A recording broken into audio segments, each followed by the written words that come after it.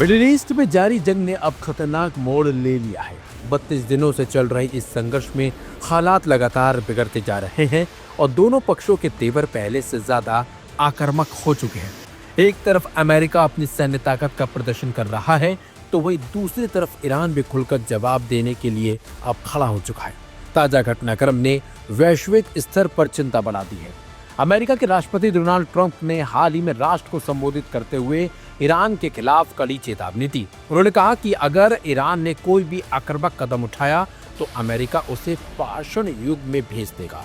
Trump ने अपने बयान में यह भी दावा किया है कि अब तक की अमेरिकी कार्रवाई बेहद प्रभावशाली रही है और ईरान की सैन्य क्षमता को गंभीर और बड़ा नुकसान पहुंचा है।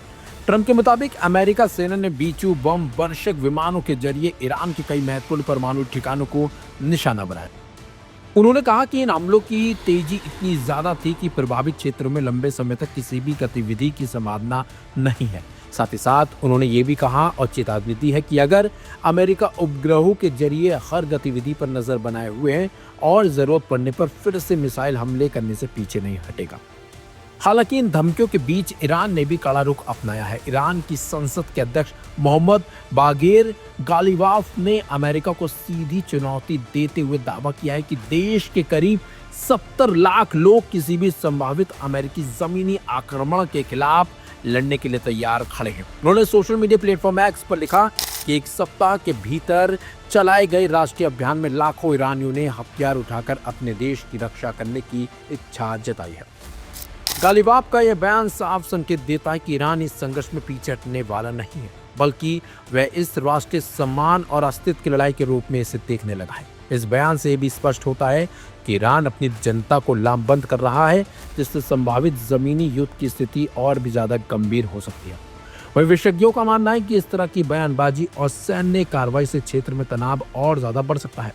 मिडिल ईस्ट पहले से ही अस्थिर रहा है और अब इस तरह के टकराव से बड़ी युद्ध की आशंका से इनकार नहीं किया जा सकता। अगर हालात इसी तरह बिगड़ते चले गए तो इसका असर वैश्विक अर्थव्यवस्था पर भी पड़ेगा, बल्कि तेल की कीमतों और अंतर्राष्ट्रीय सुरक्षा पर भी इसका असर सीधे सीधे पड़ सकता है। फिलहाल दुनिया की नजरें अब इस संघर्ष पर टिकी हैं। सवाल ये है कि क्या कूटनीति इस तनाव को कम कर पाएगी या फिर यह टकराव एक बड़े युद्ध में बदल जाएगा।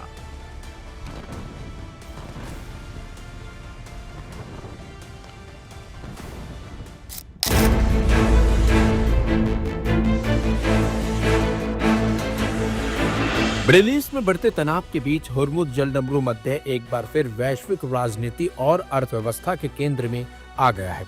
हाल ही में ईरान सूचना परिषद के प्रमुख इलियास हजरती ने दावा किया है कि इस अहम समुद्री मार्ग पर ईरान का पूर्ण नियंत्रण है और जो भी देश इसका इस्तेमाल करना चाहता है उन्हें तेहरान के साथ अलग अलग समझौते करने होंगे।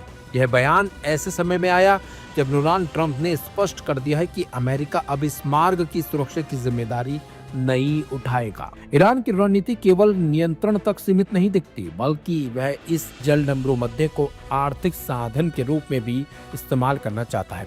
रिपोर्ट्स के मुताबिक ईरान एक टोल सिस्टम लागू करने की योजना बना रहा है, जिसके तहत मालवाहक जहाजों से शुल्क वसूला जाएगा।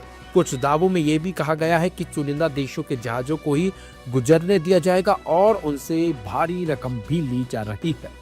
जहाजों को प्रवेश से पहले इस्लामिक रिवॉल्यूशनरी गार्ड्स यानी कि IRGC से अनुमति लेनी पड़ रही है, जिससे इस मार्ग पर ईरान की पकड़ और मजबूत होती दिख रही है।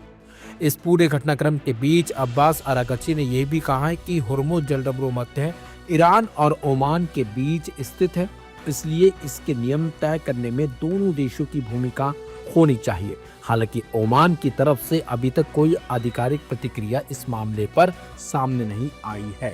दूसरी तरफ अमेरिका के रुख में आए बदलाव ने स्थिति को और ज्यादा जटिल बना दिया। ट्रंप ने अपने सहयोगी देशों से साफ साफ कह दिया है कि जिन्हें तेल और गैस की जरूरत है वे खुद अपनी सुरक्षा सुनिश्चित करें या अमेरिका से ऊर्जा आयात करें। इस बयान के बाद अमेरिका वैश्विक स्तर पर कुछ हद तक अलग थलग नजर आ रहा है। इसी बीच कीर स्टारमर के नेतृत्व में ब्रिटेन ने 30 से ज्यादा देशों की एक अहम बैठक बुलाई, जिसमें इस जलमार्ग को फिर से सुरक्षित और खुला बनाने पर चर्चा हो रही है। इस बैठक में यूरोप, एशिया और खाड़ी क्षेत्र के कई देश शामिल हुए, लेकिन अमेरिका ने इसमें भाग नहीं लिया। बैठक की अध्यक्षता यवेट कूपर कर रही हैं और इसका उद्देश्य कूटनीतिक और राजनीतिक विकल्पों के जरिए जहाजों की निर्बाध आवाजाही बहाल करना है, यानी कि जहाजों को बिना रोक टोक के आना जाना करना है।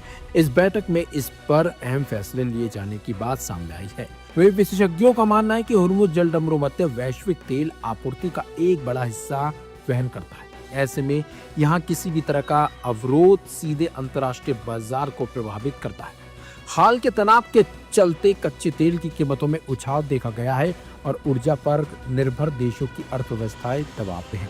फिलहाल कोई भी देश सैन्य कार्रवाई का जोखिम उठाने को बिल्कुल भी तैयार नहीं है, क्योंकि ईरान के पास उन्नत मिसाइल, ड्रोन और समुद्री बारूदी सुरंगों जैसी क्षमताएं हैं।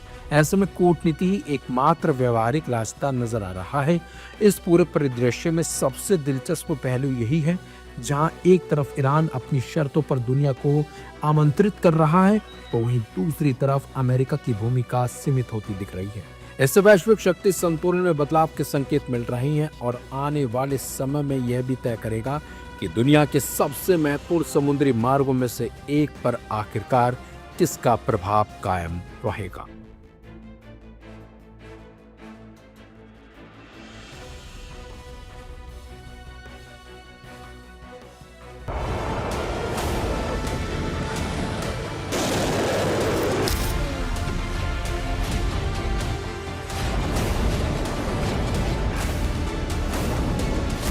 मिडिल ईस्ट में तबाही के बड़े दावे सामने आ रहे हैं। ईरान की Islamic revolutionary guard corps IRGC ने ऑपरेशन ट्रू प्रॉमिस 4 के तहत 89 अटैक वेव लॉन्च करने का दावा किया है, जिसमें एक साथ 100 से अधिक बैलिस्टिक मिसाइलें और ड्रोन दागे जाने का दावा किया जा रहा है, जिसकी तस्वीरें आप लगातार स्क्रीन पर देख रहे हैं और इसे अब तक का सबसे बड़ा कोऑर्डिनेटेड हमला बताया जा रहा है।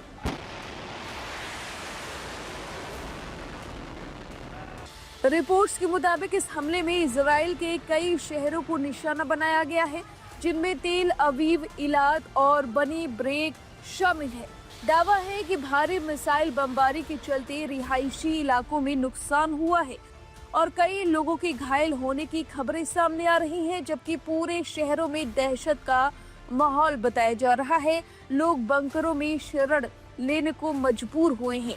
इसी बीच सबसे बड़ा दावा यह सामने आया है कि ईरान ने हिंद महासागर में मौजूद अमेरिकी विमान वाहक पोत USS अब्राहम लिंकन पर ड्रोन स्वार्म अटैक किया है।